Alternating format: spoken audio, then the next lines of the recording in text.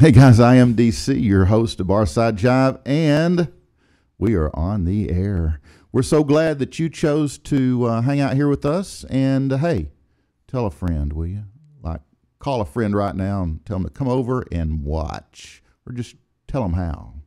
We are coming at you live from the Vocal Studios in North Dallas, and remember that this show happens 4 p.m. to 6 p.m. Central Standard Time every Monday. And besides news, weather, art, fashion, an occasional farm report, sports, music, entertainment, and traffic, today I've got my featured guest, singer-songwriter, guitarist, Steve Brown of Trixter. He's with us, and man, can this dude rock. So you really need to stick around.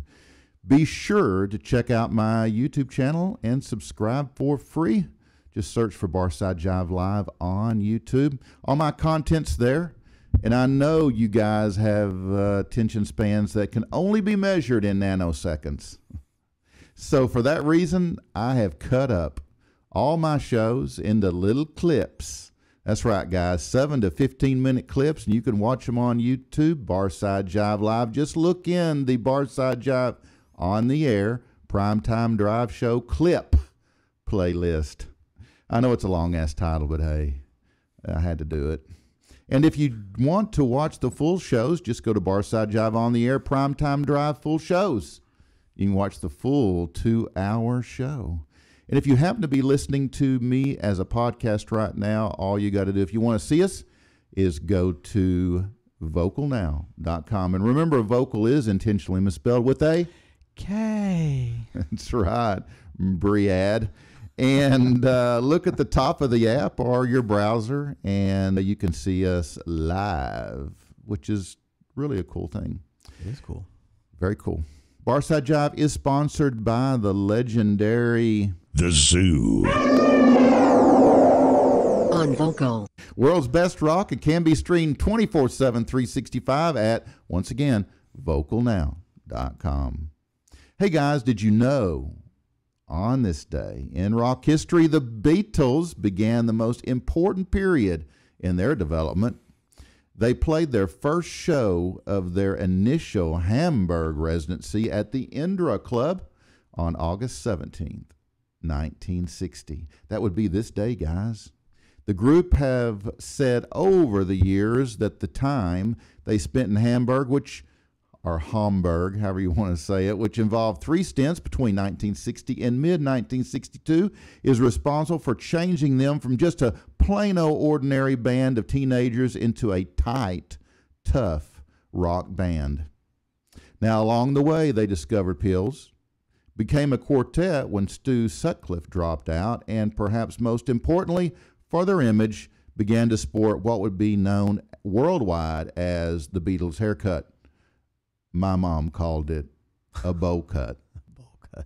Yeah. Yeah.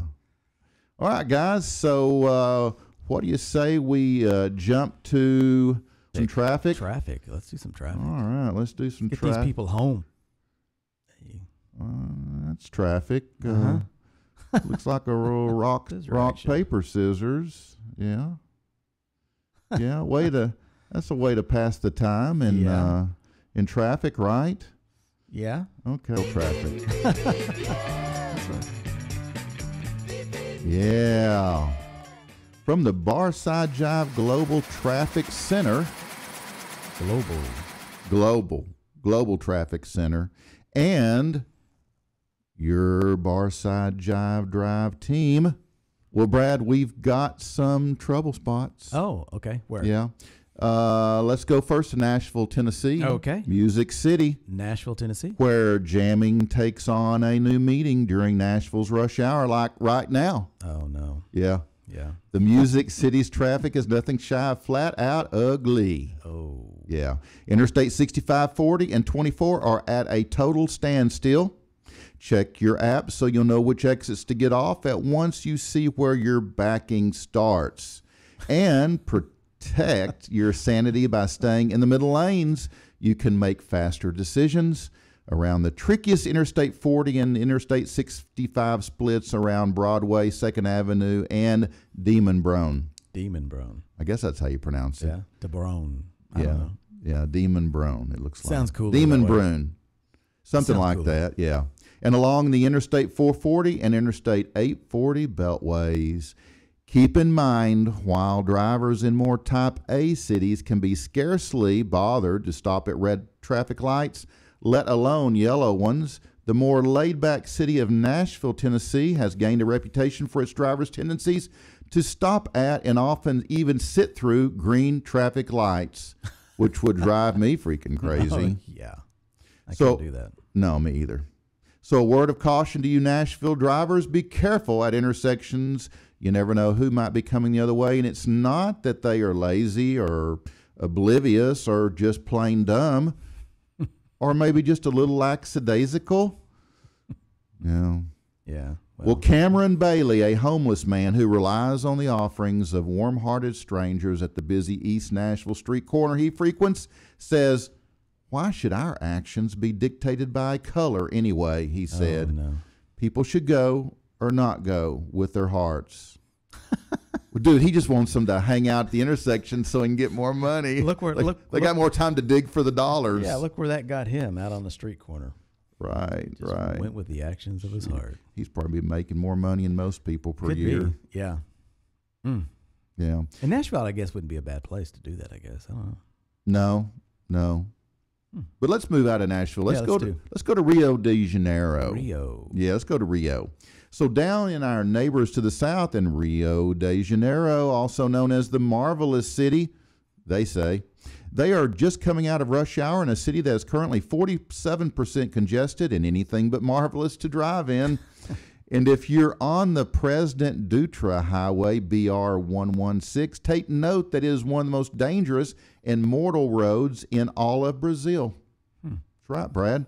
BR 116 is the largest highway in the country, linking Porto Alegre with Rio de Janeiro. The area between these major cities is called Rodovio da Morte, which means Highway of Death, due to its many accidents. The statistics no longer surprise the locals. They've already got accustomed to the daily accidents on the road. Seriously, the fatalities here are distressingly common. Foreign visitors are urged to be cautious on the BR 116, and the dangerous area Rodovio da Morte is recommended to be deleted from all recommended tourist routes. Wow. Thank you very much. Wow. I was listening to Duran Duran Rio this morning. So That's a good segue. it is. Yeah, because we're going to talk about Duran Duran a little bit later. Oh, cool. Yeah. So out west, back in the USA, let's go Route 491, guys. Now, this is some kind of mystical stretch of asphalt. The locals call this 200 miles of roadway meandering from the city of Monticello, Utah, and extends all the way to the city of Gallup, New Mexico. The Devil's Highway, as it's called by locals, is absolutely unremarkable. Unremarkable, meaning it is difficult to find dangerous turns, complex traffic interchanges, and poor surface. However, each year, the top-class highway with an abundance of straight and long sections becomes a place of terrible accidents, the cause of which cannot be understood or explained. Many individuals who have experienced traffic accidents on this road tell extraordinary stories about an eerie black limousine. Hey. Yeah, similar to those that can be seen in the 1930s. This mysterious car charges mainly the trucks. Good. Yeah. The local authorities now have not been able to find the offender. The motorists that travel this highway often express the fact that the mysterious limousine appears quite suddenly and disappears just as suddenly, transforming completely into thin air. The black limousine is not the only mystical hallucination faced by motorists here. Quite often the reason for accidents are large dogs that attack the cars and also have a way of disappearing out of sight. This Wow. is That's true. some big dogs. That is a big dog. It is noteworthy that during a road inventory, the mystical route was named 666. Oh. On request of local residents, the Devil's Highway was renamed 491. But the renaming had no effect on the amount of mystical fatalities and accidents. Wow. Remember that movie in the 70s, The Car? Yeah. Yeah, that's what it reminded me of. Yeah. Christine. Cool. Yeah, Christine. There was Christine. Christine. There's been several. But the car was that black car. Yeah. Yeah. Wow. What a great movie. It was a good movie. Yeah. In fact, I saw Christine was up on Netflix here recently. Really? Yep. Oh, got a little more traffic for you, Brad. Okay. I know you're ready. I am. So, Gallup, New Mexico. Gallup. Currently, the New Mexico State, now that's where 491 goes through. Gallup. Right. Yep. Okay. Well, the state police are keeping traffic out of Gallup and are directing southbound travelers on 491, which we just talked about, the Devil's Highway, on a 78-mile detour through the Navajo Nation.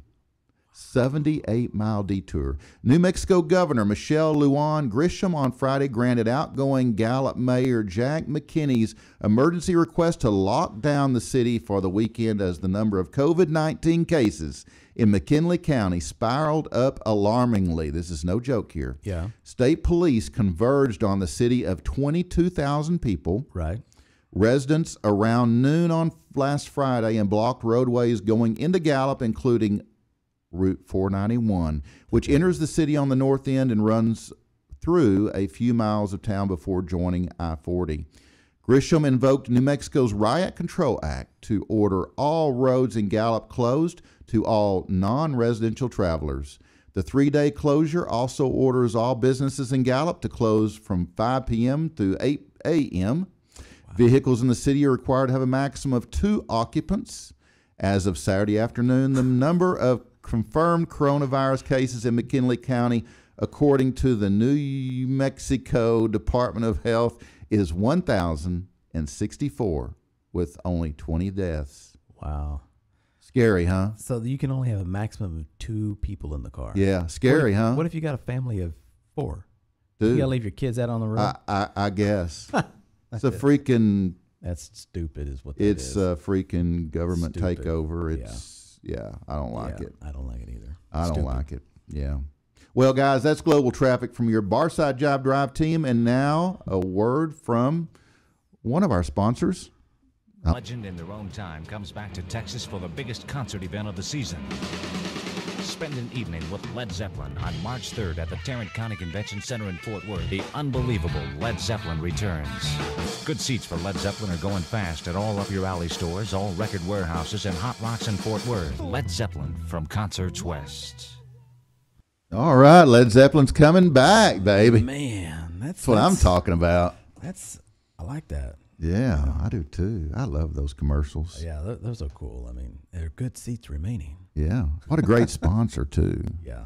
Yeah. That's cool. The zoo. And Up Your Alley, remember that? Oh, yeah. Up Your Alley. Absolutely. Yeah. Home of Style. Yeah, that was cool. Yeah. Now everything's just blah. Yeah, it's all changed. You know, we have lived during the best. We did. I don't think anybody before us or anybody after us will get to experience what we have. No. Yeah. Nope. Yep. Well, guys, I got some news for you. News. The Bre's on leave, but I'm in. Well, what kind of leave? Not maternity leave, right? No, she's on sick parents, new house, new job leave. Oh, just stress of life leave. Yeah, stress of life leave. That's So tough. I told her I'd fill in. So Oh, okay. I'm wish.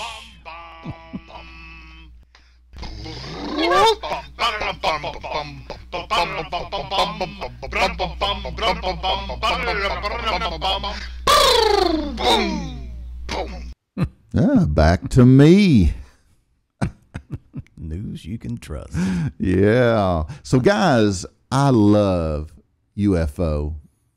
I loved UFO's music. I love, but this is some kind of sad stuff because UFO bassist and founding member Pete Way passed away just a few days ago on August 14th from injuries he sustained in an accident about 2 months ago.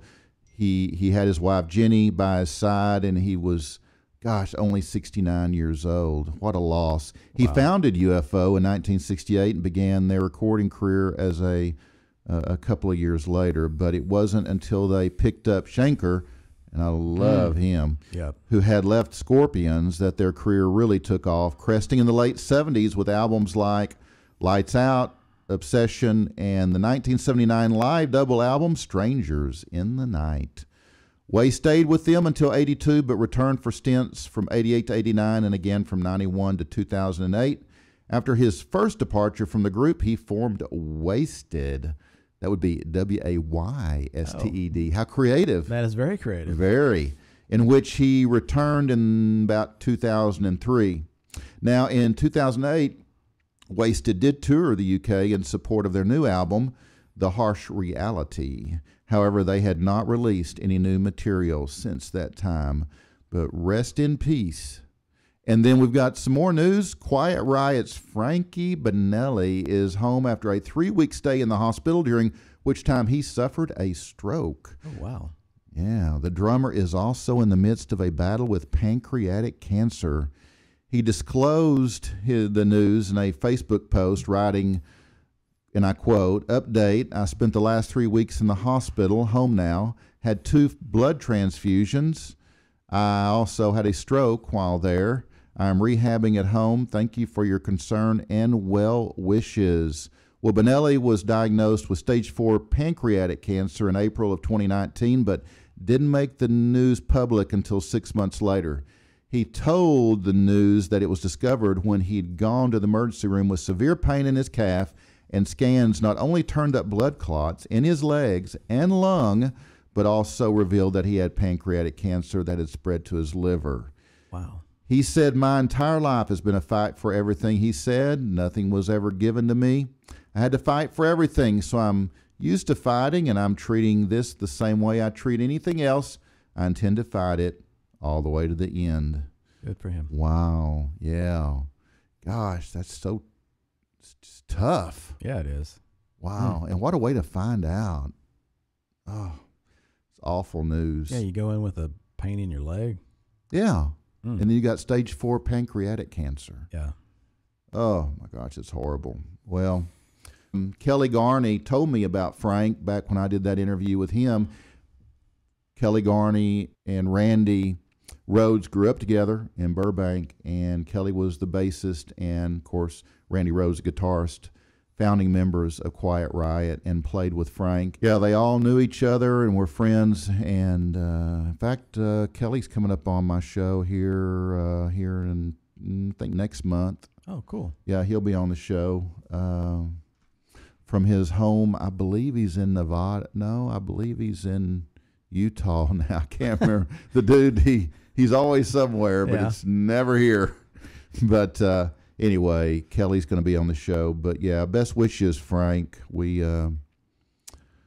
love your drumming and Quiet right there. Yeah, that's a good group. I like them. I cut this short last week because Bre had so much great news. But I want to tell you that cannibal killer slaughtered and ate 23 pizza delivery men, 6 Jehovah's Witnesses, 2 postmen in the past 7 years. Wow. In Texas. In Texas. Now, I don't have a problem with the Jehovah's Witnesses or the postmen, but the freaking pizza guys, I take offense. So this dude named Ivan Yankovic, 56 years of age. Wait a minute. Yeah. Is he any kin to Weird Al? I don't know. I think they spell their name the same way. Yankovic. Common spelling. Oh, common spelling. Okay. Yeah.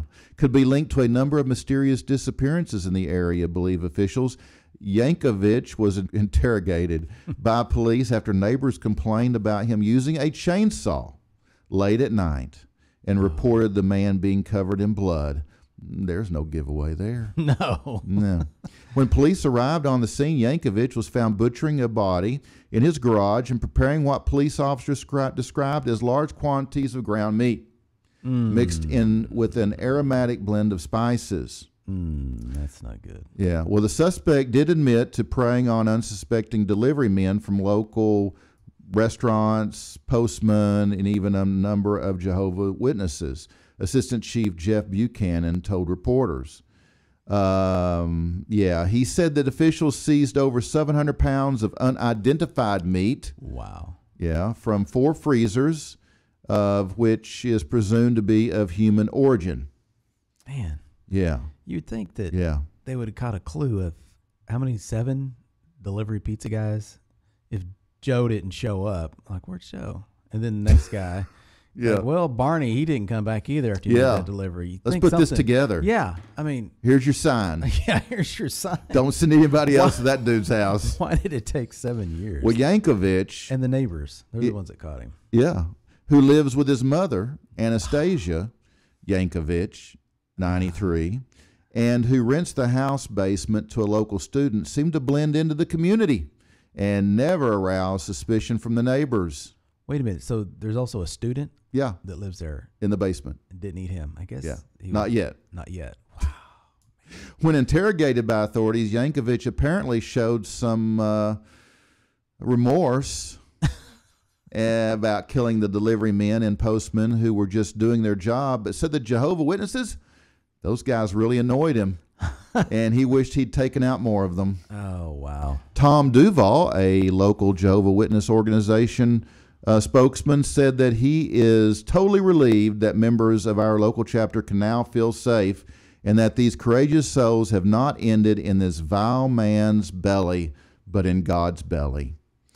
If convicted of his crimes, Ivan Yankovic faces a maximum prison sentence of 2,675 years in jail, believe experts. Just run that guy through his own grinder.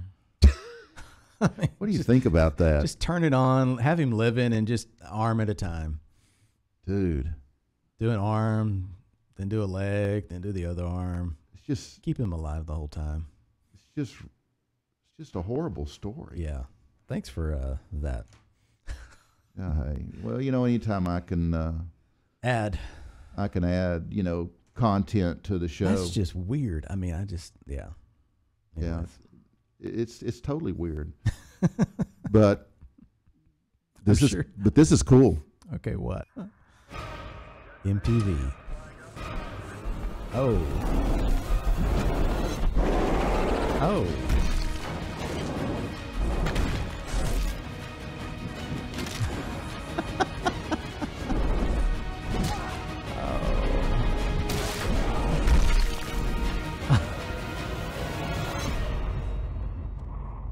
Okay, I got a question about that.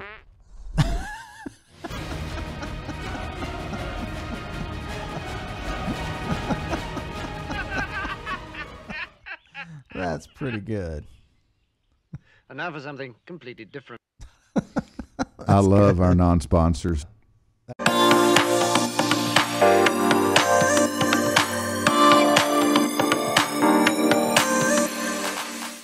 Fashion trends. Oh, fashion trends. Time for Brad Jensen.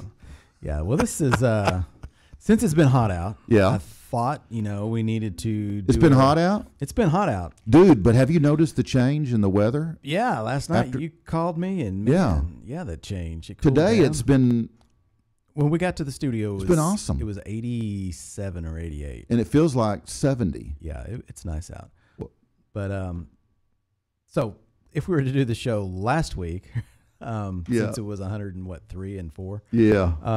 I thought it'd be good to just kind of go over some fashion ideas for the hotter days, and this is something that the ladies can do at home, and once we get the pictures to show up. And Yeah. what's the first one you got?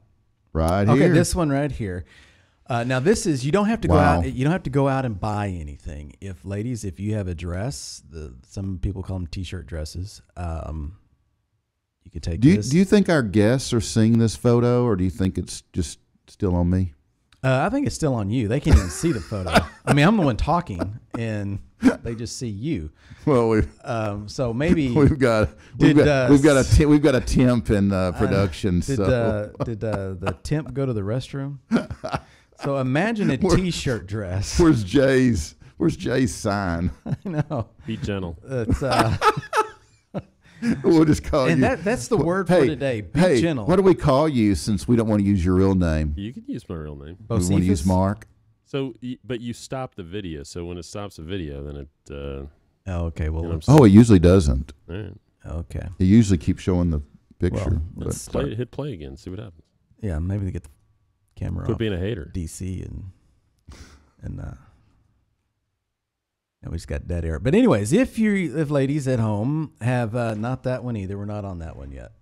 If your ladies at home have a T-shirt, have a T-shirt dress, this whole order is not going in. They can't even see anything. All they're seeing is DC. They just see me. Let's go to commercial. Yeah. So anyways, if you have a T-shirt at home or T-shirt dress, ladies, once the photos come up, you can get an idea. Now this one here, this lady here, this is another style. This has nothing to do with the T-shirts. Hey, let's go back now since we've got it. Yeah, if we can go back to the Let me T-shirt. hold on. I get it. Let me get it. You got it. Mark's got it. All right. Hey, there's Brad. there's my name. And There you go. Let's see what happens here now. yeah, okay, there we go. Okay, this is the T-shirt dress. Now notice how she customized this dress because it's hot out. And she just, all you do to get this look, ladies, is just get some scissors and just cut on the side. Dude, I saw a chick on, was it Instagram, do this with a razor blade. She was a T-shirt. You can do it with a razor blade, but don't be wearing it. Oh, yeah, no. Yeah, I've done this when people are wearing the T-shirts. And, Oh, so really? You can cut it, yeah. And that way you know where to cut Oh, because it's for okay. that person. Yeah. But Because it'll be different for everybody. Yeah. But then the next one, you notice, I mean, so she did that with the scissors and stuff. And then the next one, when it shows up, this one here, she got just a T-shirt and she got a little bit more creative. And you start, she cut the sleeves I think she went a little low. Oh, well, she cut the sleeves off, cut the neck out, and then just went right down the back with just looked like every inch. It looked like she just did a cut across the seam. And then as it gets in the middle of the waist and the hip area, she went out a little bit. She went out a little bit. Then you can take the... Went down a little bit. Maybe that was a slip. It could have been. And of course, we are at Walmart. This is Walmart, but this look here it's very cool. It gets a lot of airflow going through. Oh. So, you know. Yeah, I get a lot of airflow both ways. Yeah, I wouldn't have gone that low with those cuts, but you know. But it is a kind of a cool look. It is a cool look, and it's something you could do at home. Yeah, right. So to get no I've T-shirt. I've done this on with several females. You know what? On their shirts. We should do that. I'll wear a T-shirt. Let you do it in studio. We'll give them a demonstration sometime. Yeah, yeah, it's cool. Yeah, and just shave your back though, and shave my back. Then the next, dude, my back's clear. Oh, is it? Yeah, you went and had it waxed. It's my chest is the problem. Oh. So the next one. Oh, the next photo. Next photo. All right, Mark. It's rolling. Okay, there we go. Here's the next one. Now this one here, wow. she just what put the on, hell is? It's more like a silky poncho. Dude, what is hanging out? Oh my God! I don't know. We're not looking at that. That is awful. How this one here is very cooling. It lets the air flow, and you can go to the next one if you want. Dude, that's gross. Yeah. So I mean, this is one of those looks. I mean, you get a lot of airflow. Same with this one here. She's dressed hers up a little bit, wearing the heels, and it's black. Looks like lace, but again, the objective here is to stay cool. And notice she's in Walmart. You know what I think you should do? What? You should go back and get the razor blade you used in the first photo or two, and you should cut your throat because I don't want to look at that anymore. Seriously, it's gross. And I think that's it on the photos, I think. Okay. I don't know. There might be. Oh, no. There's this one here. God. No. Now you need to go get the razor blade. No, let's go back to that one because that one was, if we can, there we go. That one, notice the amount of hair she has. Oh, my God. On these hot days, DC, you and I both have long hair. We pull the hair up. This is a great idea for her. And notice what she's wearing. She's wearing a penis on top of her head. And you know what? The Romans would love her because if you remember my series on Why Rome Fell. It's because of they worship the phallus. Yeah, they would worship her head. Yeah, they'd bow down right now in Walmart. Oh my God, look at that. Oh my. Okay, next. But that look there, it's what she's wearing. It's not very tight, and so it allows airflow. Are you ready for art? That's just gross. Yeah, that was gross. Airflow. Yeah, two ways. Yeah. Okay, that's enough of that. Okay, let's go to art. That was gross. Fun. Art is going to be good. I know. I love Brad's art. I love his fashion segment, but sometimes it's gross. Okay. We can. There I am. Hey, hey, there's DC in there's that one. Jethro DC Tull. Yeah. How awesome is that? I don't remember that, but what's this? Wow. Back and forth and back and forth. Yeah. Oh, okay. Stop right there because this is the real one. Yeah, that's the real one. This is the real one. This isn't the Jethro DC Tull. No, that's because you've auditioned for a lot of roles. Oh in your yeah, career, totally. and you were Bunches. You were modeling, and Yeah. That was from one of your modeling days. Homeless. They're modeling. They're looking for homeless men to model. Yeah, and but yeah, that's the original one. And now my notes are having technical difficulty on Oh gosh. this here. Oh hell. And, well. So, anyways, but It's a great album. It is a great album, and do you remember the songs on this album? No, but I remember I loved the album when I got it. And but no, I got it at Treasure City I remember Treasure City in the music department. Yeah, Treasure City, man, that was a cool name. Man, I mean, cool they've been story. gone. Been gone a long time. They were like a flash in the pan. Yeah. But the character on Treasure this, City. I got my notes now. Oh, okay, cool. Is Aqualung.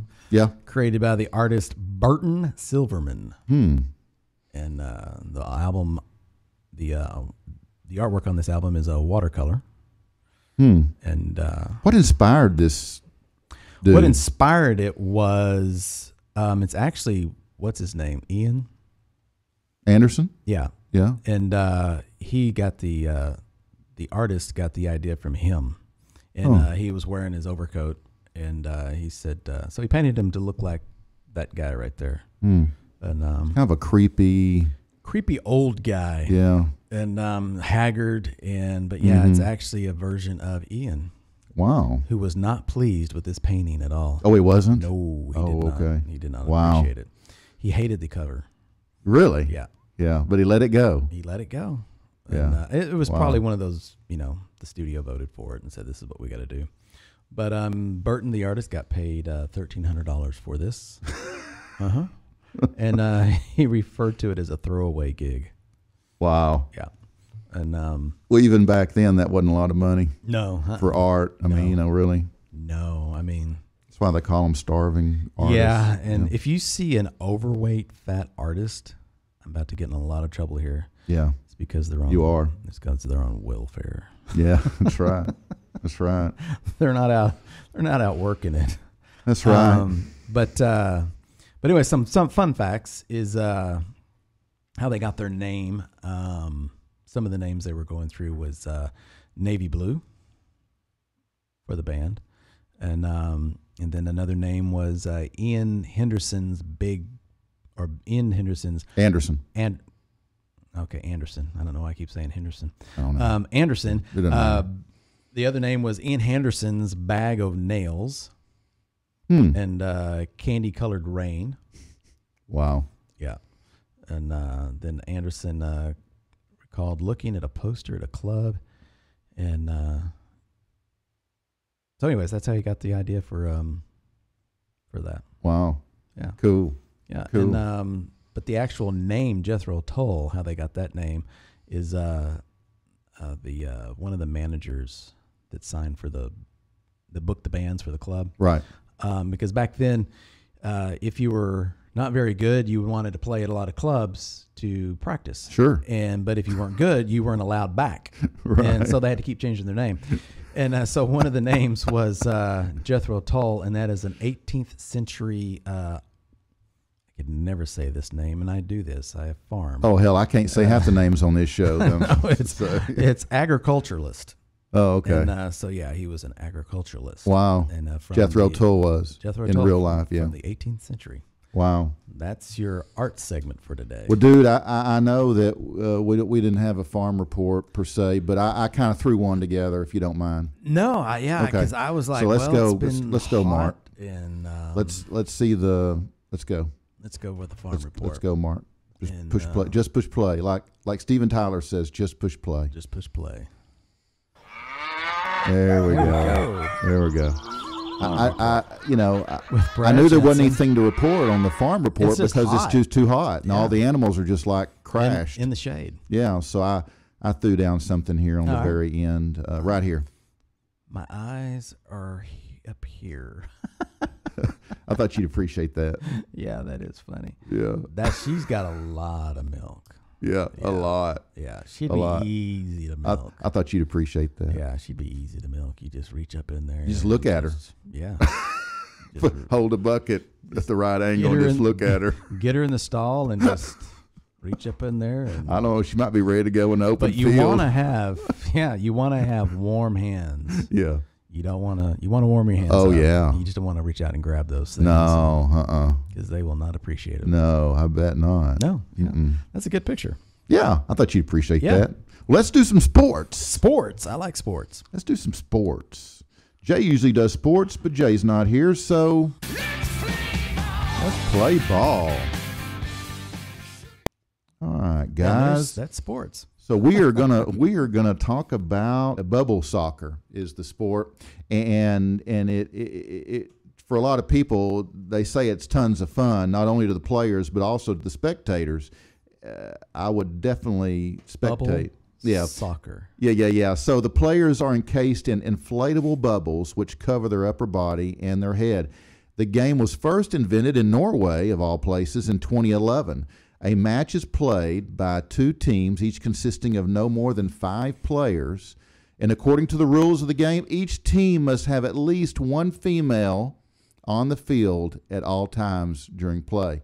Well, how COVID-friendly would that be? Yeah. Because they're encased in this huge bubble. They're out playing soccer. That could be your festival wear. Yeah, absolutely. That could be your go to voting wear. Like, really, can they run around with those things? Because I would be thinking, Yeah. it'd be hard to do, but Oh, well, that wouldn't be fun. That would be fun. yeah, it might be.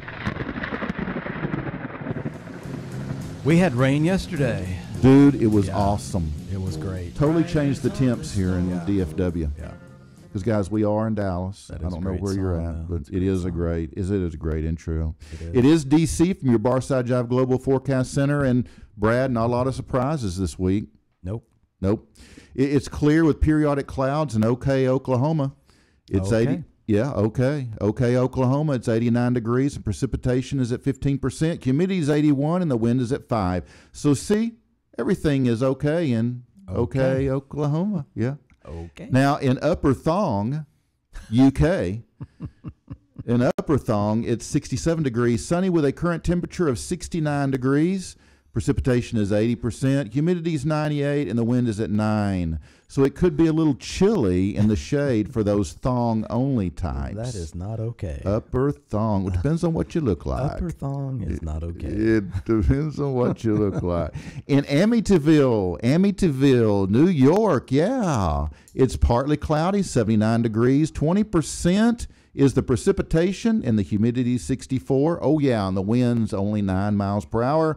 However, weather conditions over what appears to be the 100 block of Ocean Avenue are currently an unusually wild mix of thunder, lightning, high winds, and heavy rain.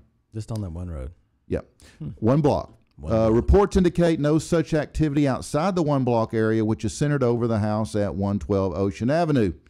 Non-stop continuous lightning has been reported and hundreds of lightning strikes have been recorded. This area should be avoided due to fallen power lines and trees as well as power outages. Wow. Emergency crews have been dispatched but are experiencing difficulties getting to the location by what is being described as a strange demonic force. So there you go, guys. Amityville horror. There you go. That was a scary. Now let's move on to Happy Land. I like Happy Land. Happy Land, Connecticut. They have partly cloudy skies, and the current temp is 78 degrees. Precipitation is 20%, humidity is 70%, and the wind is 10 miles per hour.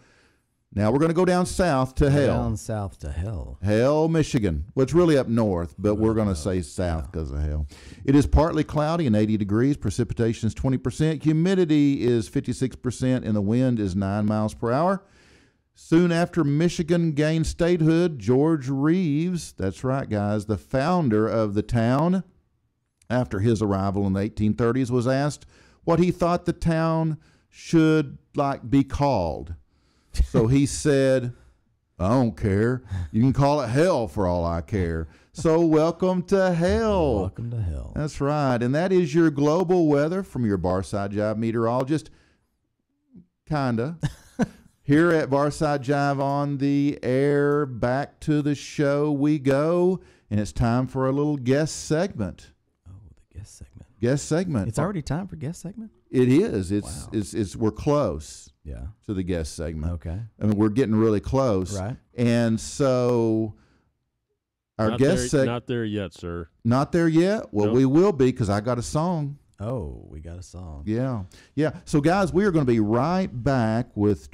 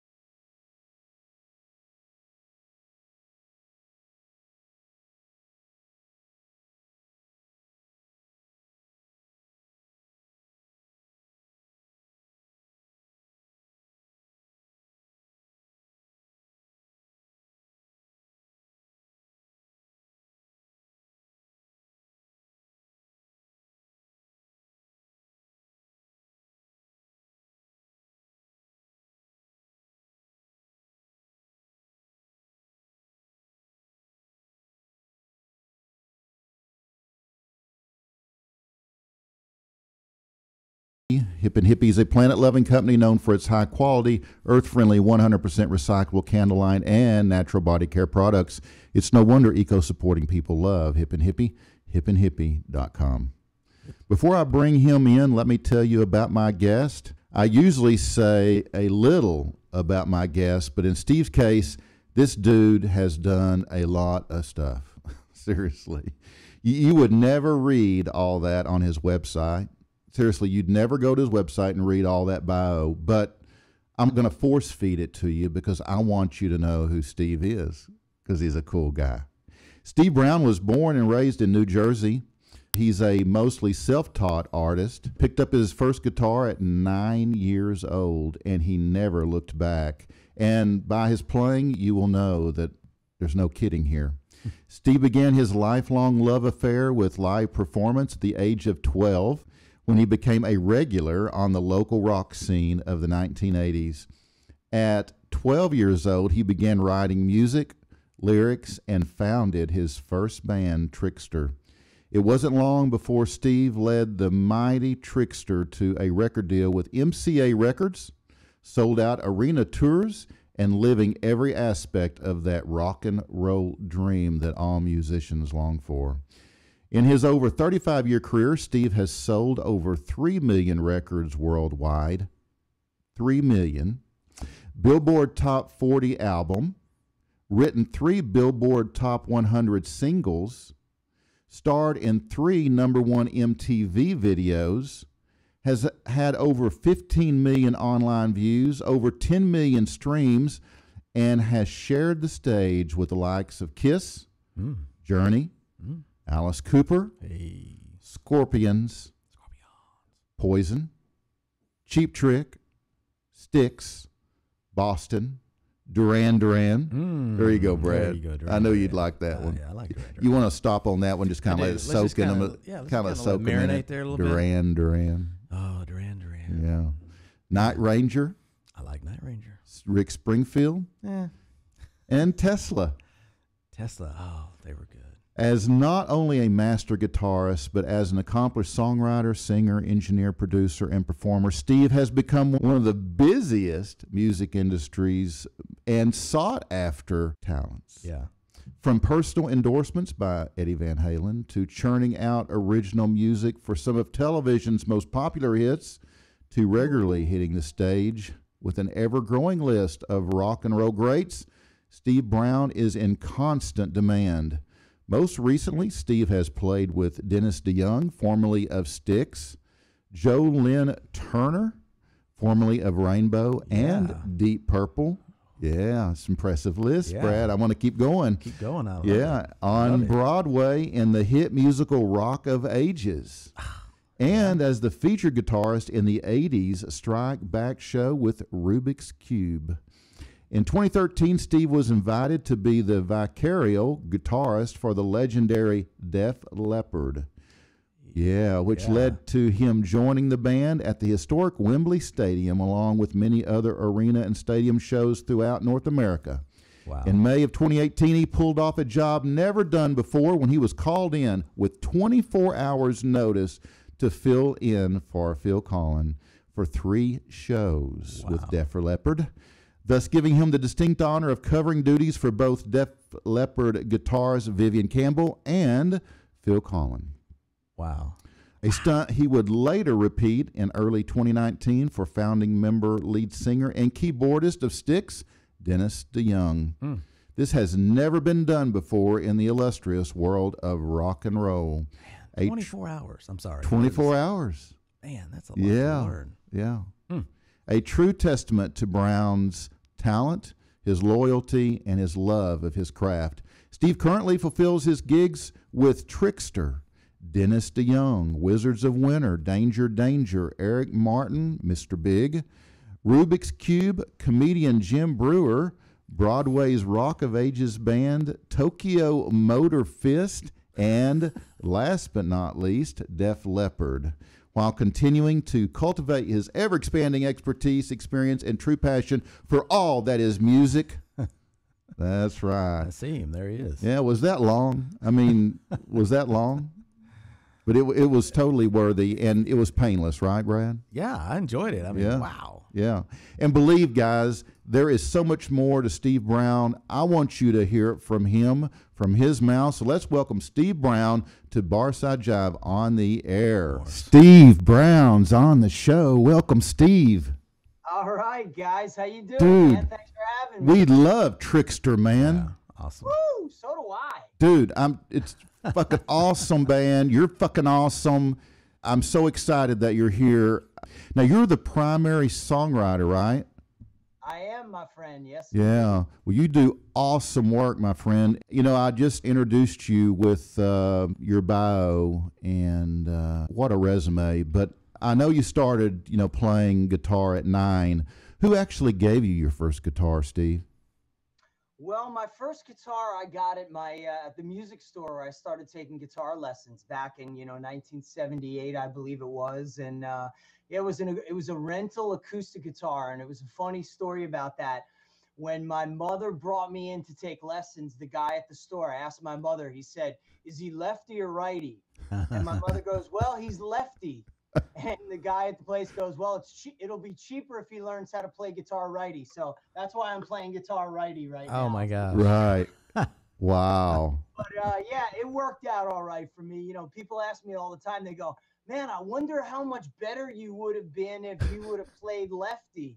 Yeah. And I'm like, wow, I guess that's something we're never going to know, because at this point in my life, I ain't about to start flipping the guitar over. Right. So was your mother was obviously really supportive of you, doing music. She was. My parents were phenomenal right from day one. Again, started 1978. It was Kiss Rock and Roll Over and Van Halen 1. And when I discovered those 2 albums, my life changed forever. And it was a bolt of lightning. You know, it was all of those things you see in movies, the hair standing up, the eyes bugging out. And I was like, I want to play guitar. I want to be Eddie Van Halen. I want to be Paul Stanley, Gene Simmons, Ace Frehley. I want to be all of Kiss. Wow. I want to rock. And it was immediate. And I started taking guitar lessons, and, you know, the rest is history. And then fast forward to 1983, I was 12 years old. And I was already playing in like jam, you know, garage bands and stuff, playing with my friends. Right. And I had a vision after seeing Van Halen on the Diver Down tour in 1982. I said, this is the band that I want to emulate, and I have a vision. And I started Trixter. And again, you know, never looked back. And here we are, you know, 39 years later talking about it. Wow. Wow. Yeah. Trixter, such a cool band, and I know you guys had a lot of major successes, you know, in the beginning, and then like all of a sudden just kind of fell off the radar. So what happened? The music genres and the industry changed. You know, we came out at the tail end at the whole glory days of the hard rock 80s, you know, hard rock and heavy metal scene. That was the greatest times in the world, the greatest music as far as I'm concerned. And, you know, we didn't get signed until 1989. I mean, you know, I was only 18 years old. PJ, my bass player, he was 16.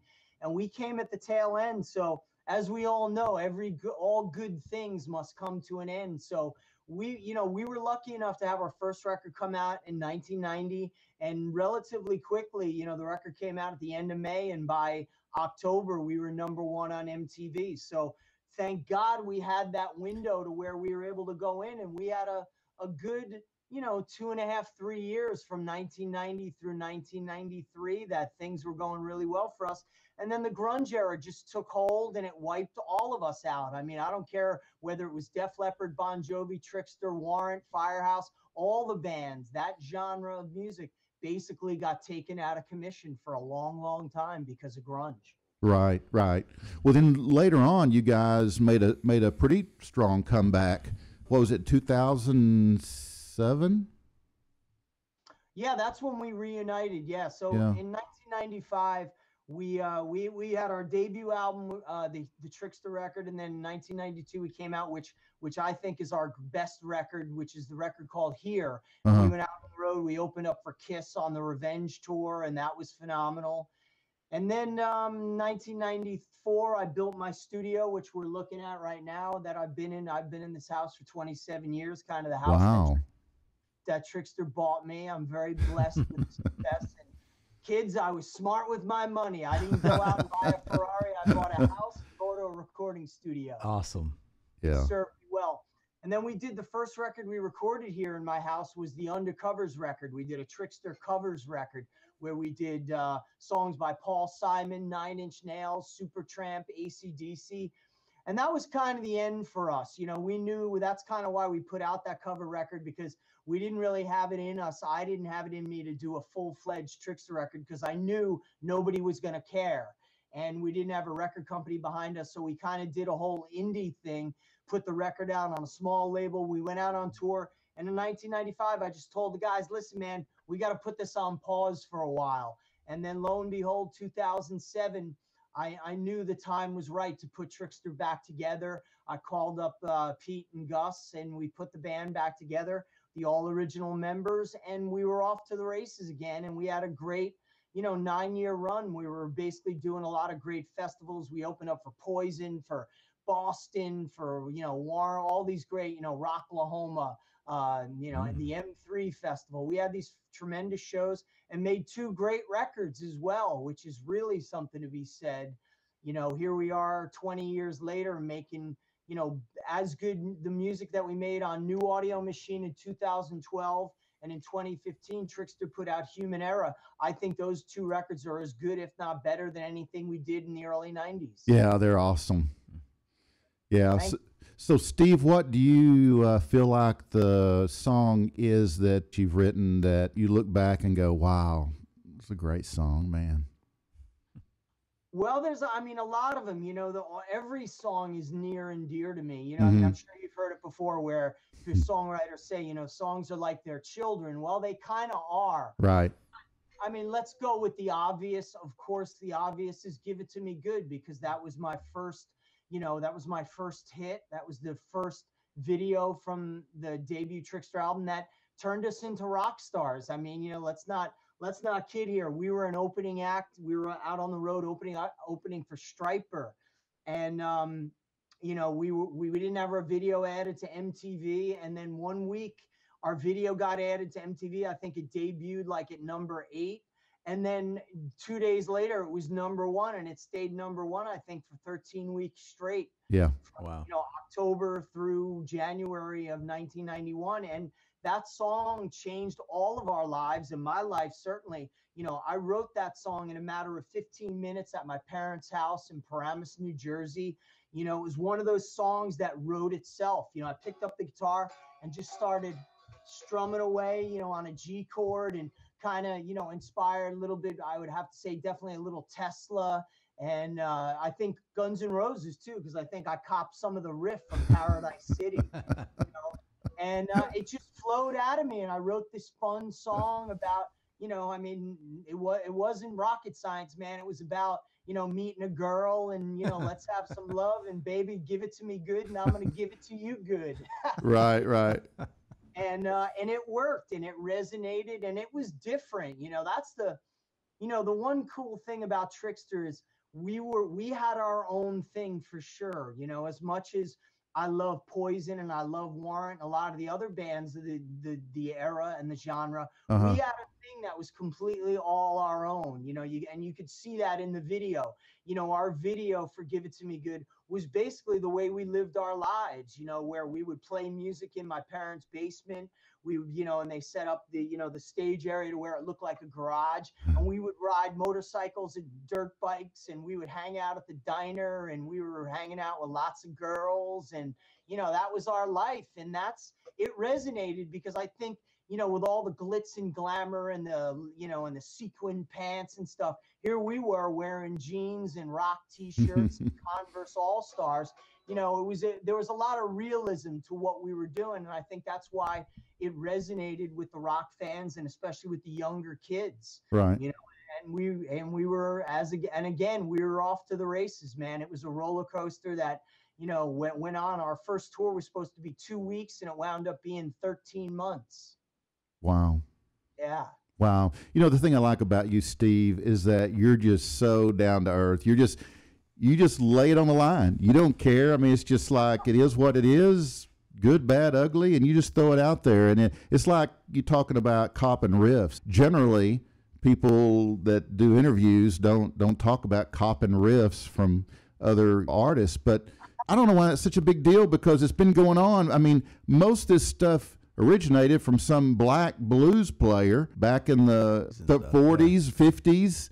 You know, I don't know why it's such a big deal to talk about it, but you throw it out there like, you know, hey, it inspiration. Hey, man, that's the way I've always, and again, look at the shirt I'm wearing, look at the guitars I'm playing, you know, Yeah. I wear my influences on my sleeves. And, Right. you know, look, man, you know, I think David Lee Roth said it years ago, which was always a funny way to look at it. You know, amateurs imitate and professionals steal. Yeah. You know, Yeah. I mean, not to say that I stole anything, but, Yeah. you know, again, it was the time, man. You couldn't, at that point, I think I wrote Give It To Me Good, you know, right before we got signed, when everything was going. And it was just one of those days where I was probably listening to a lot of Tesla, and of course, listening to the first Guns N' Roses record, which Oh, you know, yeah. in 1989, that was one of the greatest rock records Yeah. ever made.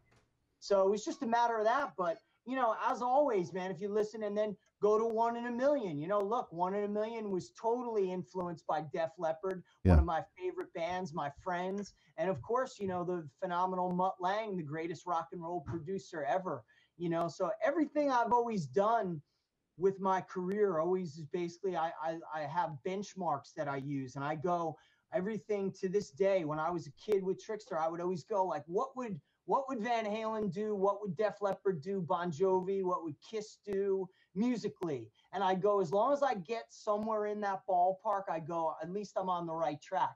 And I still do that to this day with my producing and with my songwriting. Yeah.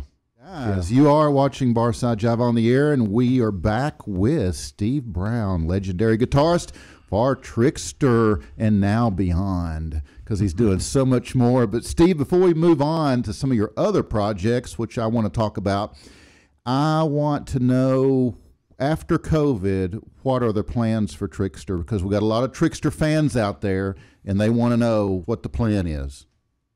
Well, the plan right now is we're trying to work with Universal Music to get the rights to be able to put out and remix the debut album because we are celebrating the 30th anniversary this year. Right.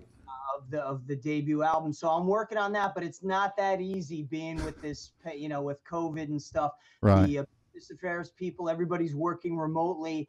And I got to believe there's a couple hundred bands that are way higher up on the totem pole than Trixter is. So, but other than that, man, regarding Trixter, I don't really foresee much going on until, for another couple years. I mean, sad to say, we're not really a big happy family like a lot of people think. There's definitely been some internal problems that we've been dealing with, not really with Pete, our singer, but with the drummer, and he pulled some underhanded bullshit with us that really is something I really can't get past. So I don't foresee the original Trixter playing anytime soon. What you will probably see, probably within the next 5 or 10 years, is you'll probably see a new version of Trixter, probably with a new singer and a new drummer, because Pete, our singer, he really just doesn't even want to do it anymore. He's working a day job, taking care of his kids, and he just doesn't have interest for it, and that's cool, and I'm not,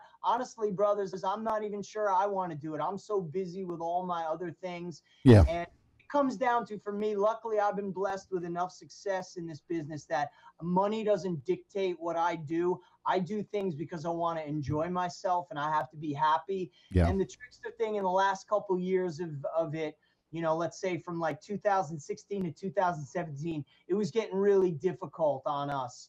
And look, being in a band is not easy. I'll be honest with you. It's like being married to 4 or 5 different guys or girls. If you're in an all-girl band, they'll all tell you it ain't easy. So look, man, to get everybody on the same page, and I'm not an easy guy to work with because I'm kind of, I'm the leader in my bands. I'm not good in democratic situations. And it's kind of like you're on my team and you're going to do it my way, or you're not going to be on the highway, if you know what I mean. Right. Right. It.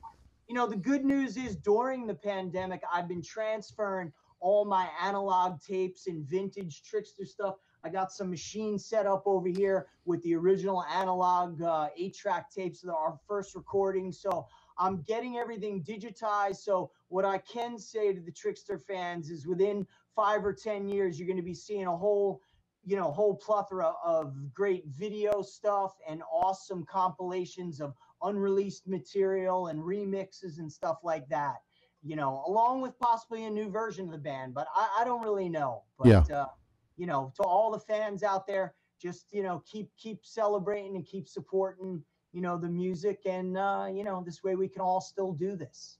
Well, we got some great stuff to listen to that you guys have done over the years, and yeah, we look forward to the new stuff. I really do. So that's a great update, Steve, and I'm sure everyone's really appreciating it. I'd like to move on and talk about some of the newer projects that you're involved in, which I'm excited about them. So I know you are. Tell me what you're doing with Dennis DeYoung from Styx. Well, Dennis has become a really dear friend, and he played on the new Tokyo Motor Fist record. He played a great synth solo on the title track Lions on our new record that came out July 10th on Frontiers Records. Dennis, since 2015, I've been, like Def Leppard, I've been the go-to guy for him when he needs a guitar player to fill in for his band. And I've done it for both of his guitar players, August Zadra and Jimmy Leahy, who are both dear friends of mine. And, as we get older, man, people have health issues and family issues, and sometimes you just can't make some shows. And, luckily over the last couple of years, I'll probably say for the last 8 years, that's kind of been my calling card, in a sense of like, hey man, if a band is in dire straits in an emergency situation, who are you going to call? You call Steve Brown. Yeah. Because I can learn 16 songs in one day and be on stage in front of 20,000 people the next. Right. you know, besides Dennis DeYoung and Def Leppard, there's a bunch of other bands, big bands that have called me in emergency situations. I'm not going to mention any names, but it's definitely a situation. It's a high pressure cooker, but you know what, man, I'm built for situations like that, you know, and especially when it comes to helping out my friends. So Dennis, again, man, he's become, since I met him in 2015, we hit it off right off the bat. And he's one of my dear friends. I talk to him every couple weeks, and we wind up talking on the phone for a couple hours. And he is the coolest, one of the coolest guys you'll ever want to meet in rock and roll. What about Lynn Turner? Lynn, yeah, that was an incredible thing. You know, what's cool about Lynn Turner is Joe grew up and lived in the next town in New Jersey, the town called Hackensack, New Jersey, which is kind of famous because Leslie West is from there, Lynn Turner, JT Taylor from Kool and the Gang. Hackensack is a really, really cool town, and I'm from Paramus. So when we were little kids, when I started Trixter, I knew where Joe lived. So I used to ride my bicycle over to him and bring him like cassette tapes of our rehearsals and play him stuff.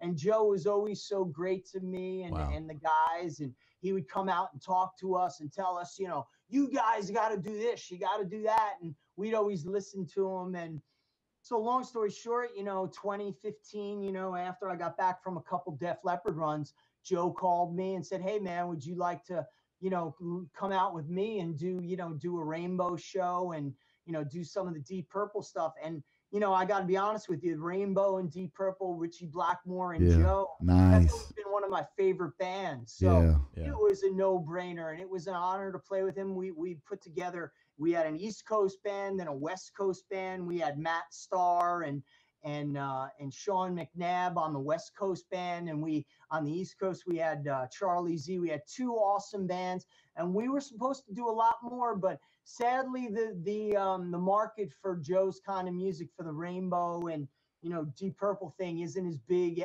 as it is here, as it is in Europe. And Joe in Europe has his own bands and whatnot, but it was great. We had so much fun. There's a bunch of stuff online you could see of me playing with Lynn, and to say we had fun doing those gigs and traveling together would be an understatement. Yeah. Joe's one of the best voices in rock and roll. Yeah, absolutely. Well, tell me about Danger. Yeah, I've been, again, you know, those guys are dear friends of mine. They're like family. You know, Bruno Ravel lives in the next town over in Jersey here, and we've known each other for probably 30 years. And, you know, they ran into some trouble where their great guitar player, Rob Marcello, he's over in Sweden. He couldn't get over for a couple gigs, and they called me up in a pinch and said, dude, can you help us? And, you know, of course, man, those guys are like family to me, and I jumped at it. I've always been a fan. I always loved those guys. I knew them before they got signed. So it was an easy situation. It's a lot of work to learn, you know, to learn 14 songs in 2 days and be able to, you know, I always pride myself that when I go up on stage, I don't want to look like a fill-in guitar player. I want to look like I've been there for years. So I basically put so much time in whatever I have. I don't sleep, and I just live and breathe the music and, you know, practice standing up. So when I get out on stage, I look like I'm natural. And that's the key thing. And I think that's what, you know, bands key into, that they say, you know, hey, man, Steve gets out there and he can, and also I can sing too. So that's plus.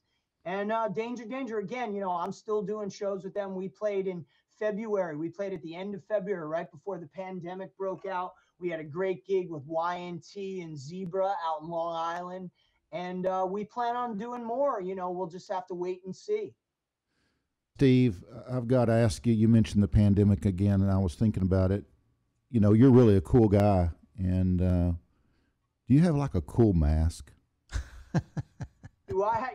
I have a bunch of cool masks. Sadly, I don't have any down here. My good friend Stephanie Ng made me some EVH masks. You know, I've been endorsed with Eddie. You know, Eddie's a dear friend, and he's been supporting me for 30 years with, you know, his guitars and amps. So she made me some EVH masks. Really? So I wear those, and it's funny because I was just in Stop and Shop before going food shopping, and everybody knows it's me because I got the Van Halen striped mask on. That's awesome. Damn it, I wish we could see it, but That's cool. Yeah. yeah. I'll send you a picture. Yeah, and we'll edit it into the show. Yeah, that's cool. Yeah, you guys have the coolest mask, and I've got this like real plain, like black, shitty old mask. But Well, hey, yeah, Well, I hadn't broke out yet. I'm still waiting to break out, Steve. There you go. Well, listen, as we all know, as long as you're wearing one, 'cause, Yeah, everybody's got to understand this is serious. And when Yeah. you're out in public, when you're food shopping, and when you're in close proximity to people, you got to wear a mask. Just get over it. Stop being ignorant, and trust what the doctors and the scientists say. quit your whining. Quit your Yeah, whining. exactly. It's not that bad. Hey, tell me about Eric Martin, the Mr. Big, the super group, Mr. Big. Oh, yeah. Well, Eric is again, Eric. You could probably see a pattern that I only play with people that I like. Right. So, I don't Eric, blame you, brother. No, life's too short to play with people you don't like. That's right. I haven't been. Look, if some asshole offered me $1 million, I might have to consider it. But, Yeah. at this point, I've been blessed in my career that everybody I've played with, sadly, some of my closest bandmates have become the biggest assholes in my life. But, right now, Eric, we do a Mr. Big Trixter show with Eric, PJ Farley and I from Trixter. Right. And our buddy Joey Casada. We got this great band. We call it Eric Martin and the Dirty Trixters. And, PJ and Eric just got back from doing some acoustic shows out in Ohio and Indiana over the weekend. So that was good. They were doing the crowd was doing the whole mask thing and socially distanced. So that was really cool to see that they were able to pull that off. But playing with Eric is great. He's one of my favorite singers, an incredible songwriter. I love Mr. Big was one of my favorite bands back in the day. Still, I love their music. Billy Sheehan, I loved him when he was in Talus. And of course, when he was in David Lee Roth's Eat 'em and Smile band, they were untouchable. Him and Steve Vai and Greg Bissonette. Oh, wow. Yeah. Brett Tuggle with Dave. They were I still think Eat 'em and Smile is one of my top 5 favorite rock records of all time. Yeah. So, Oh, yeah. again, it was a natural thing. Eric needed a band to go to Japan with him, and he called me and he said, "Hey, man, would you and PJ want to go to Japan?" I'm like, "Well, let me think about this. Go to Japan, play Eric Martin, play Mr. Big and Trixter songs in Japan, and do 5 shows. Yeah, I'm in." And that spurred on. We've done probably about 20 or 30 shows at this point over the last couple of years. Wow. Cool. That's cool. When I was a kid, I watched this show on TV. I'm a little older than you, Steve. I know it's hard to tell, but not I am a little older. I watched this show called Have Gun Will Travel. And it was badass. And the dude, he was badass. Paladin, I think, was his name, wasn't it? But anyway, you're like Have Guitar Will Travel. You're like the badass in that show, but you got a guitar instead of like a wheel gun. Absolutely. That's the look I was looking for. I saw that same damn look in some of your videos. Dude, I'm serious. You've got the voice, you've got the guitar skill, you're entertaining as hell. You could be an amazing one-man show. I mean, I know it's a lot better probably with bandmates, but still, you could do a one-man thing. And I've done it, man. I've done it all. So, yeah, I appreciate that. You're welcome. Look, I make no bones about it. I am one of the luckiest guys in the world, and I love what I do. Every dream I ever had came true 100 times over, and I'm still living the dream. So yeah, and it tells, Steve. We can tell. We can tell how much you love it by your spirit. We can see that. Hey, I don't want to run out of time before I cover a few more things. One of my favorite bands when I was in college. Favorite bands, not overall, because Zeppelin was like overall my favorite freaking band ever. But during my college years, Def Leppard were like heavy. And Def Leppard, oh my God, I mean, they were amazing. And you, more than once, were asked to play with them when they needed you. And I want you to tell me about that. That is such a cool story. Yeah, it's again, the Def Leppard friendship, and those guys are like family to me. Phil Collins, like my British brother. My older brother, he's been a dear friend since 1988, 89, when I met those guys on the Hysteria tour in 1988. And it's a friendship that's lasted all this time. And so now, wait a minute. How did you meet them during that tour? I met them back in the day because their manager at the time, this guy Peter Mensch, who was from Q Prime Management, still manages Metallica and the Red Hot Chili Peppers. He's one of the most famous managers ever. But long story short, he was the guy who discovered Def Leppard and got them going. And Peter Mensch was the guy who helped Trixter out back in the day. Okay. So when we were starting to come up, Peter was like, you got to meet the Def Leppard guys. And Phil and I just hit it off immediately. And it was just for the love of guitar and talking guitar gear. And so it was always so cool, man. I would be out, when they would play around the New York, New Jersey area, I'd be at the shows, and, they would just, they were big as they ever were in 1988, right when Pour Some Sugar on Me took off. Oh, yeah. And they would play 3 nights at arenas, and I'd be there, and Phil would come off stage, and we just talk about gear. It was like unbelievable. He was a great influence on how to treat people, because all those guys in that band, they're so cool. Like, they're on stage, they're rock gods, but when they get off stage, they're just normal guys. I think that's the way they were raised in England. They all come from working class families, and it's a lot like the way I was raised. I come from a great family. My mom and dad and my brothers taught me how to treat people like the way you want to be treated. So the Def Leppard thing, that just happened. And so when we got signed, Phil was always, and the Def Leppard guys, we were supposed to open for them. But, on the Adrenalize tour, they didn't have an opening act. So that never worked out. But, again, the friendship remained. And long story short, 2013, when Vivian got diagnosed with cancer, Phil was such a supporter of all my bands post Trixter. And most notably, I had this band called 40 Foot Ringo, which was very much a power punk pop band, very much like, kind of like lit, like Marvelous 3, Butch Walker, Cheap Trick on steroids, as I like to say. Yeah. And, Phil and Joe Elliott especially, they love the record that we put out. We put out this record called Funny Thing, and we were going to open for Def Leppard, but that never worked out. But they always loved my voice because I have that real scratchy, come on, sort of like Robin Zander, right. And I was able to sing all the Def Leppard stuff. So when they needed a fill-in for Vivian, Phil was like, he told Joe and he told the guys, Steve's our guy. I got the guy. He can sing perfect. He can play great. He looks great. He'll be perfect. And that's how it happened, man. Wow. And, I started getting ready in 2013. And then in 2014, I went out on tour with them when they were out with Kiss. And I rehearsed with them and got ready. And then I wound up doing my first shows with them in September of 2014 was when I did the Wembley Stadium gig, the NFL pregame show that we did in front of 90,000 people. And what's funny about that is that was my first time ever going to England, and that was my first time ever playing a gig with Def Leppard. So, hey, man, why not throw me in front of 90,000 people and over 1 billion people watching around the world? If that wasn't pressure. But I got to tell you, man, those guys have been, again, they're like family to me. So I wasn't nervous at all. And I was so ready for that moment.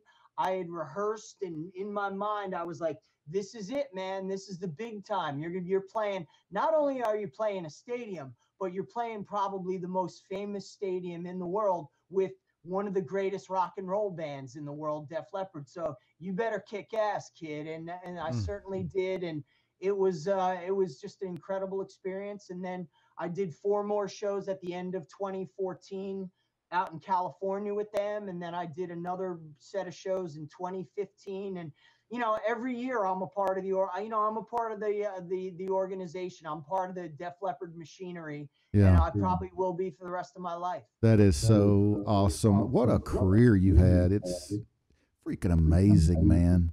I know you were prepared for that show that you were just describing, but the nervous factor had to be through the roof. I mean, right? I mean, you were prepared, but still. I got to be honest with you, man. I wasn't nervous because, Look, I played arenas for years with Trixter. I played arenas and played some stadiums and played festivals, and I know how to deal with those situations. Yeah. And, again, being around them, with Joe and Sav and Rick and Phil and even Viv, when I was filling in with Def Leppard and touring on the Kiss tour, Vivian was there, and I would play during sound checks, and Vivian would give me pointers. Those guys were so great and treated me like, again, I'm part of the band. The other thing is I traveled with them. I stayed in the same hotels. When they stayed at a Four Seasons, I stayed at a Four Seasons. I didn't travel in with the crew. When we flew on a private jet, I flew in a private jet with them. So Okay. really, and that speaks volumes about who they are as a band. And the one other cool thing about Def Leppard, they're one of the few bands that still to this day, they still all share the same dressing room. No one in the band has their own dressing room. That's cool. Wow, that is a statement. It is. Yeah. Yeah. Wow. So I've got a little clip of you and Vivian. Do you mind if I play it? Of course. All right, here we go. A little Switch 625.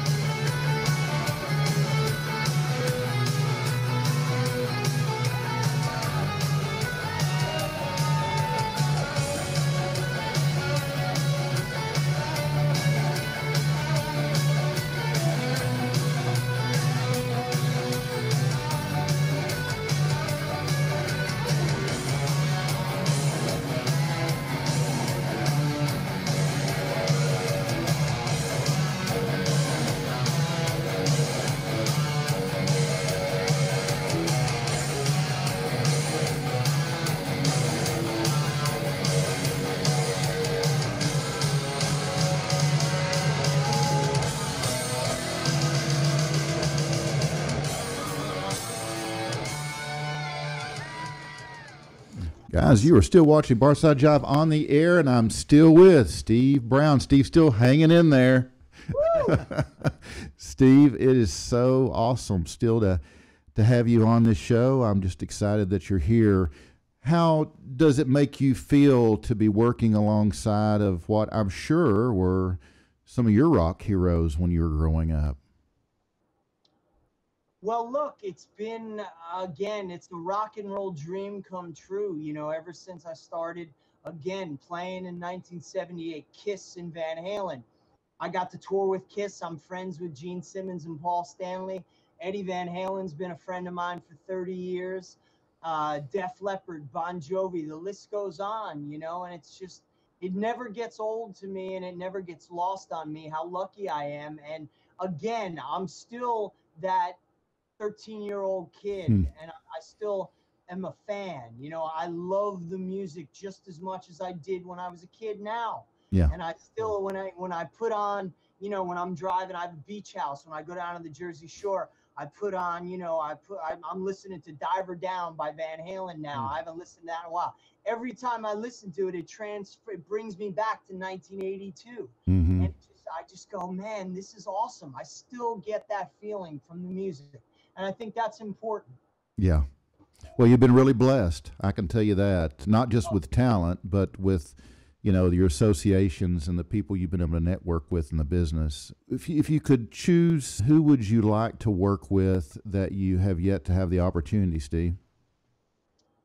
Well, I mean, as you know, as far as working with, the number one would be I'd love to be able to work with Mutt Lange. You know, he's my favorite producer, songwriter, one of the great singers. You know, I mean, that's, if you listen to a lot of the Def Leppard stuff, the high vocals, that's all Mutt singing. He did all the background vocals on the Shania Twain stuff and the Bryan Adams stuff. And so he's just one, you know, I met Mutt once with the Def Leppard guys, but never got to work with him. I almost joined Shania Twain's band back in the day. So, but it just didn't work out. But he's definitely somebody I would love to work with. You know, I got to work with Mike Shipley, who was their engineer. Mike Shipley remixed 1 in a Million by Trixter for the video and for the single back in the day. And he remained a friend, and I learned a lot from him. He told me a lot of great stories about the way Mutt makes records, and I use a lot of those techniques in my, you know, productions to this day. But I'm still waiting for that opportunity to work with Mutt. You know, I don't really know. I mean, I'm just such a fan of great rock and roll bands. So I think any great classic rock and roll band that called me to play with them, I would be all about it. You know, again, like playing with a band like Styx, I got to tell you, when I was playing with Dennis DeYoung, filling in with him, I wasn't a big Styx fan growing up as a kid. So I knew the hits, but I didn't know the deep cuts. So to learn that catalog, I became a huge Styx fan, and most importantly, a Dennis DeYoung fan, because his songwriting and his singing and everything he does, I just was blown away. And his song, "The Best of Times," was a huge influence on me from 2015 on. And I used that as a big influence on me in writing my new Tokyo Motor Fist record. The title track, "Lions," is directly influenced by "The Best of Times" with Dennis DeYoung. So that was one of those things to where it was just interesting, because I got to learn, I had to learn a lot of the deep cuts of Styx. And I went, now I know why these guys sold 50 million records. And they really are great. Because when I was a kid, I was a Van Halen, Kiss fan. I wasn't into Styx, but I knew they were selling out arenas, but it wasn't my thing. But now I'm a huge fan, and that's always cool, because, you know, it's never too late to discover a great classic band. Yeah. Right. Well, we're going to play a Tokyo Motor Fist tune here at the end of the show, but I got to ask you, you've mentioned Eddie Van Halen twice now, so I've got to ask you, how did that relationship form? And I know he's, I guess, endorsed you, right? Oh yeah. I'm sitting, you know, I got all my EVH guitars and, you know, amps and stuff like that around the studio. But I met Eddie right when Trixter was at the top of our game, you know, January of 1991. We met at the NAMM show out in Anaheim, California. And his guitar tech, who still remains a dear friend of mine, knew who I was, and he was a fan of the band, and he's an East Coast guy. And he said, "Hey man, I know you're a big Van Halen fan. Would you like to meet Ed?" And I was like, holy shit, that would be the greatest thing in the world. And he brought me in to meet him. And again, it was one of those things to where we immediately hit it off. We kind of got a similar wacky sense of humor. And I think we had a couple beers together, and it's been a friendship that's lasted, you know. And again, Ed's been a big supporter. And you know, I saw him in 2015 when I just got back from doing a couple Def Leppard dates, and he gave me a big hug, and he goes, "Man, I'm so fucking proud of you. I saw some of the footage. You're kicking ass out there," you know. And it's That's just, awesome. you know, again, it's one of those pinch me moments. And, you know, it's one of those things to where, I'm sure you've heard it before, you know, be careful when you meet your idols. Yeah. Because sometimes they'll let you down. Yes. All I can say is, Ed Van Halen is one of the nicest guys you could ever meet. Wow. And to me, he's been, you know, again, he's been like a big brother and a friend, you know, to where he would call me when he was on tour and we would talk about stuff. And it's, again, one of those things to where, Jesus, when I was an 8-year-old kid, when I discovered Van Halen 1, did I ever think that I'd be at Eddie Van Halen's house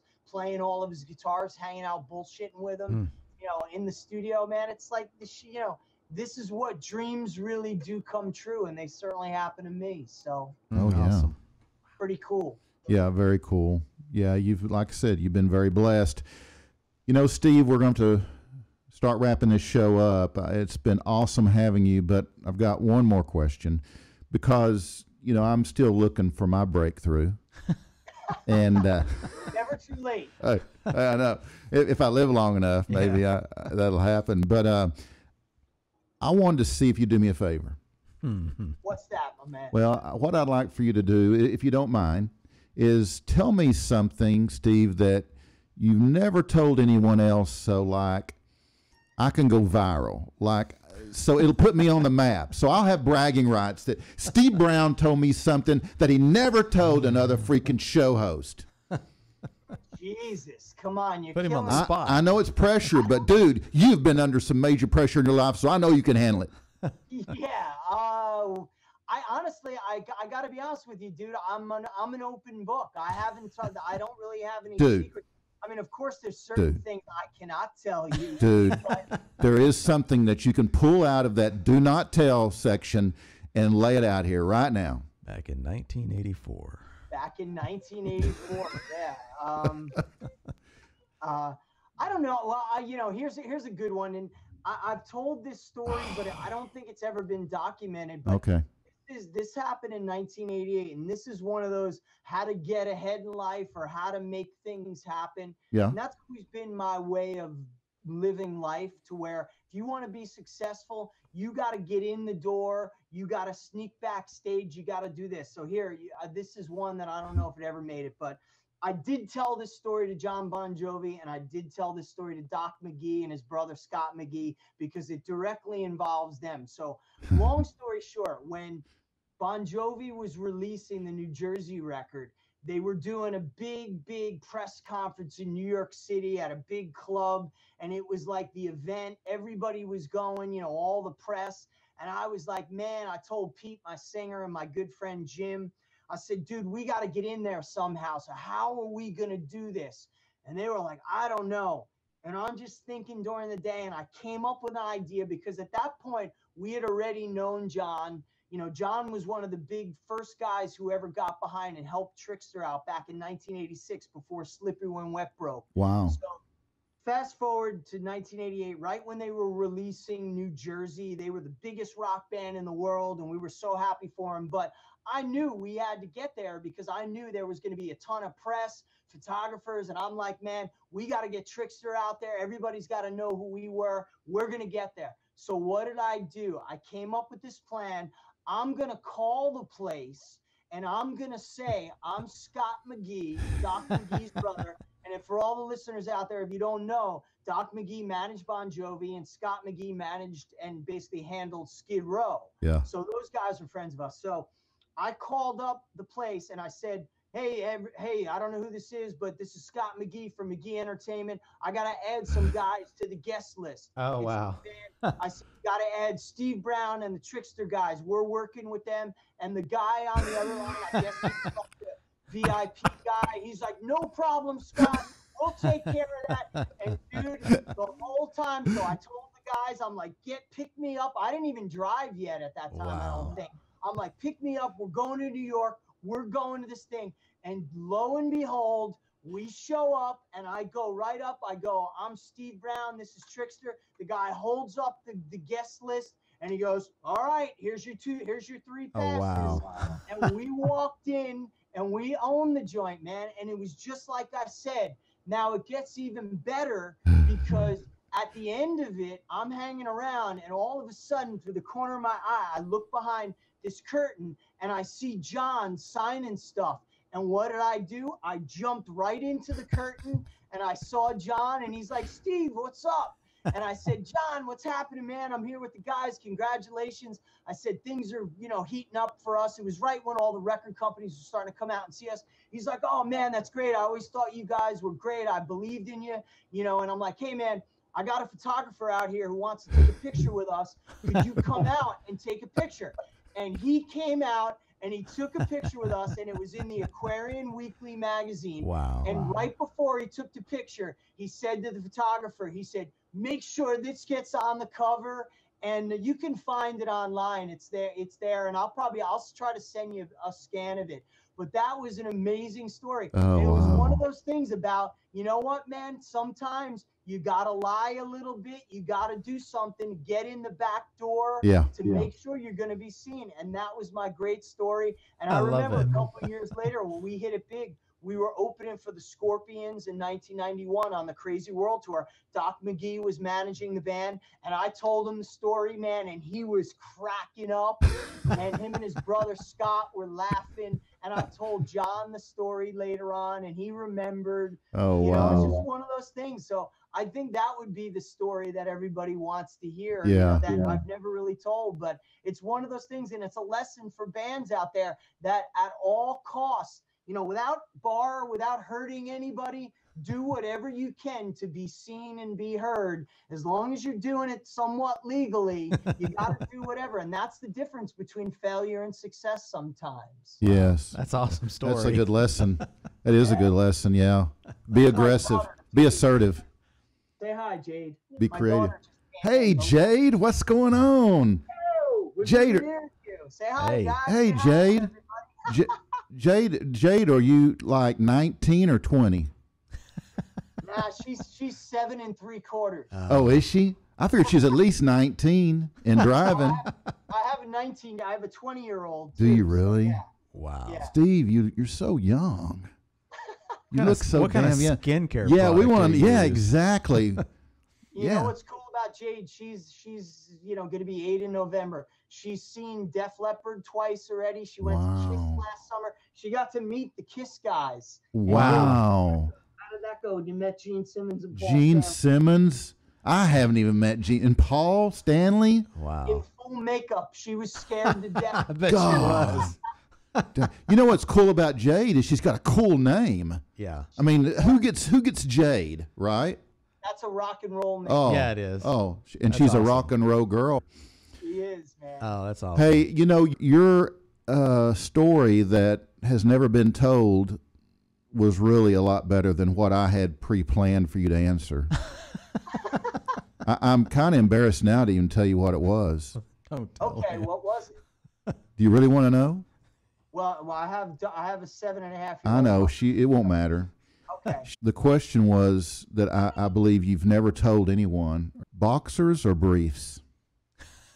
Oh, definitely briefs, man. Definitely briefs. I'm wearing them right now. Do they say EVH? No, you know what, man? I have a lot of EVA. I just got the new EVH bathing suit, the striped bathing suit. Yeah. But no, man, I gotta tell Matt and Ed that they gotta come out with the EVH briefs Yeah. and boxers too. Yeah. Dude, have you ever been asked that? Well, I Oh. think that would have been code for something else, but I don't know. Like man. a Dude. code for Oh, something good. else. I'm an open book. Yeah, man. Yeah. I like it. Yeah. Hey, I'm going to let you go, but one before you go, tell me real quick about Tokyo Motor Fist. Well, Tokyo Motor Fist is my super group with the great Ted Poley from Danger Danger, Greg Smith on bass guitar from Alice Cooper and Ted Nugent and Rainbow, and the great Chuck Burgi, who's Billy Joel's drummer, and he was in Rainbow with Richie Blackmore, played drums on Street of Dreams by Rainbow. Frontiers Records, we have 2 records out. Our debut, Tokyo Motor Fist, and the brand new record that came out a couple weeks ago, Lions, and it's a melodic rock masterpiece. So if you like Def Leppard, Van Halen, Trixter, Danger Danger, Bon Jovi, Motley Crue, Kiss, Cheap Trick, Man. you're going to love it. Check it out. Yeah. Let's check it Yeah, out. it's a great band, Tokyo Motor Fist. You guys got to check it out. Okay, Steve, we're in overtime. We appreciate you so much. And like I mentioned, I want to have you back in about 6 months. Bet, man. I would love that. Yeah, well, thank you so much again, Steve. Best wishes to you and your family and all your projects, and hopefully we'll see you back on the show in 6 months or so. Bet, man. I'm gonna try to find you these scans right now. I'll send you some pictures of the cool. I'll send you the Bon Jovi shot and That's some gonna of be the awesome. other stuff. The Mask, Yeah, the mask. Bon yeah. Jovi. I'm sure you got a selfie with Eddie Van Halen. You bet, man. And Mitch Malloy's got a great story about when he was trying to get a picture with Eddie Money. Yeah. He doesn't like it. Yeah, Wow, cool, man. he Yeah. got told no. by Eddie Money? Yeah. You don't even know. Wow. Yeah. I was like, oh, that had to hurt, man. That did. That totally had to hurt. Anyway, Eddie's such a cool guy. I did a gig with him a year before he died. Yeah. And he was such a cool guy. And it was an honor to play with him. But Yeah. That's surprising. He was the coolest dude in the world. Maybe it was a bad day. I guess he didn't like Mitch's hair. Yeah. That's probably what it was. May have been. Thought his teeth were too white. He was probably going to make Eddie look bad. I don't know. Your teeth are white too. Yeah, not as white as Mitch Malloy's. No, that's true. That's true. You both are great guys, and Steve, thank you so much. You bet. We got to give a shout out to the great Debbie Johnson, the great. Oh, isn't she awesome? Debbie. She is amazing. Debbie Johnson. Debbie's awesome. All right, cool guys. Thanks so much. Thank you, Steve. We'll see you. Bye-bye. Bye, Jade. See ya.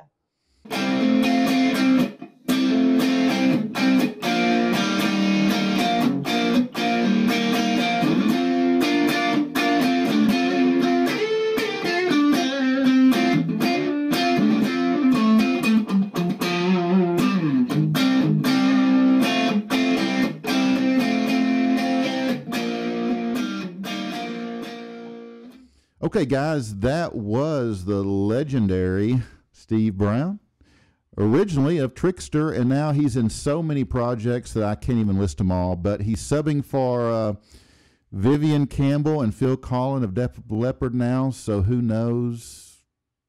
That list may just go on forever and get bigger and badder all the way. Remember that all my content is on YouTube. Just search for Barside Jive Live.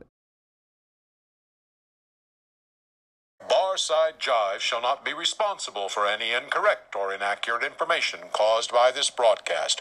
Barside Jive does assume, however, all responsibility for the satirical nature of its content and for the occasional fictional nature of its content. All characters appearing in this broadcast, even those based on real people, except for our featured guests, of course, are entirely fictional, and any resemblance between them and any persons living dead or undead is purely a miracle. Miracle. Guys, I want to thank Mark and Jimmy, our production team, for all the hard work they do behind the scenes. Thank you, Mark. Especially when things get shitty and they pull rabbits out of hats. Yeah, and I don't think he left to go to the restroom. I don't think so. I worried a little bit about when this whole monitor went black, but I'm sure that wasn't his doing. Put another quarter in the slot there. Yeah. I'm clenching. Mark's clenching. Yeah, I bet he is. But those guys really do a lot to make these shows possible because there is a lot involved, and we appreciate it. Mark is subbing for Jay, our sports guy. He's on vacation. I got to get you that picture of Jay. We got to use. Yeah, we got to plug that. Yeah, we got to plug that in when it's everybody appropriate. Wants to know who Jay is, so we've got this picture of Jay. We got to do it. Yeah, we'll get it for next week, guys. We're out of here. Thanks again for hanging out with us this evening. We hope you got home safely from your drive, and we appreciate your support of what we're doing here, and only hope that you'll share us with your friends, your family, your followers. And until next time, keep it real and keep on rocking. Have mercy.